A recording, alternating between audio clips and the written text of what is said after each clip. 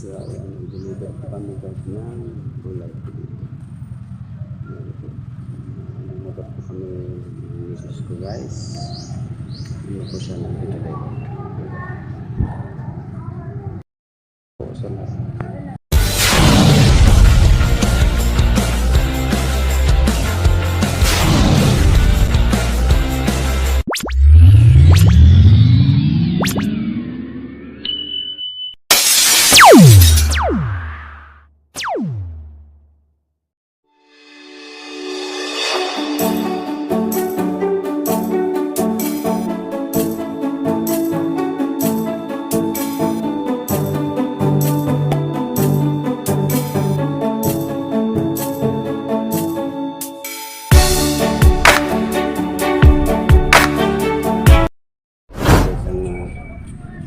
Palengke dito sa ano Burungan.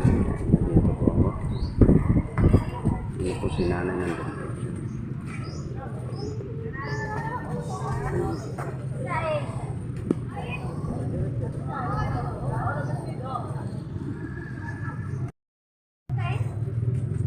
Yan po guys, dito po kami nag-deliver lagi.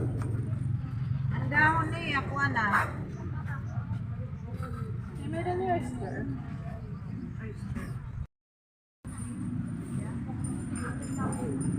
Yan po si Mayora. Ang ganda yung umaga niya ng pandito sa palengke guys.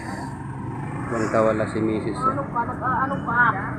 Ba't natuwad ka daw? Gamit magigisuhin.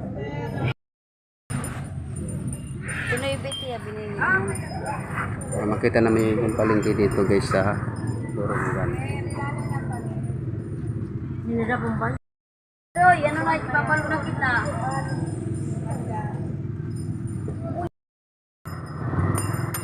Yan po guys, ang buong terminal po yan guys. Yan. Lagi ko itong binablog dito guys. Kasi sa terminal din dito. Buong ano ng Burungan market. Kagandahan po dito guys, pag matapos yung tinda ay pwede parkingan po dito.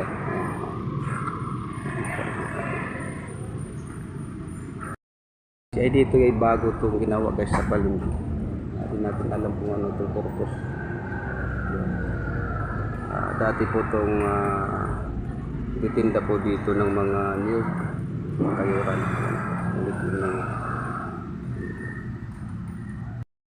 buong kabuuan.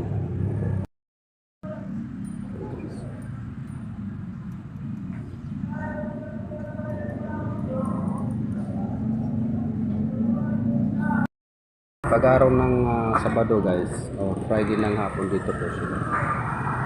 Dito po ang mga galing sa ibang lugar, Davao, yan po dito po mga truck.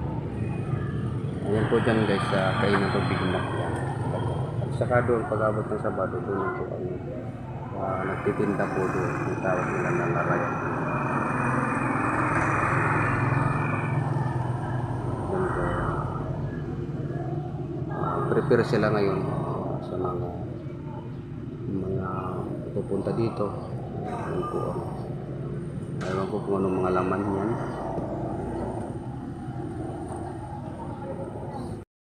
Ano po yan, mga tuyo. Titinda po ng tuyo.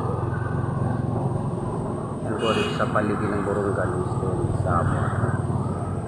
sa likod lang to guys.